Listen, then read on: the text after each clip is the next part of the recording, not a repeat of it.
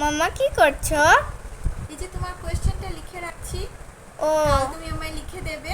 হ্যাঁ হ্যাঁ, অনেকটা লিখে নিয়েছি। হ্যাঁ, এই যে এত কষ্ট কেন করছো? আমি লিখে দিই না? হয়েছি না গো, হয়ে গেছে, আমি লিখে নিয়েছি। কালকেরটা তো তুমি করে নেক্সট নেবে। সাবজেক্টে আমি লিখে দেই। আচ্ছা ঠিক আছে, হবে। আচ্ছা এটা আমি লিখে নিচ্ছি। হ্যাঁ লিখো।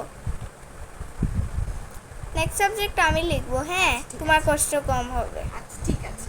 তো বন্ধুরা, আমি এখন শুনুর কোয়েশ্চেন লিখছি। একটা সাবজেক্ট লিখে যখন শিখে নেয়, তখন আমি এইরকম কোয়েশ্চেন বানিয়ে বানিয়ে দিয়ে দিই। ঘরে এরকম কোয়েশ্চেন দিয়ে প্র্যাকটিস করলে এক্সামে গিয়ে আর সমস্যা হয় না। না হলে কি হয়, বাচ্চারা ঘরে এরকম কোয়েশ্চেনের মধ্যে আনসার লিখে নিলে এক্সামে গিয়ে কোয়েশ্চেন থেকে আনসার দেখে দেখে মানে লিখতে পারে না, কোয়েশ্চেন দেখে দেখে আনসারটা লিখতে পারে না। সেজন্য আমি সাবজেক্টে সাবজেক্টে ওর জন্য এইরকম কোয়েশ্চেন বানিয়ে নিই।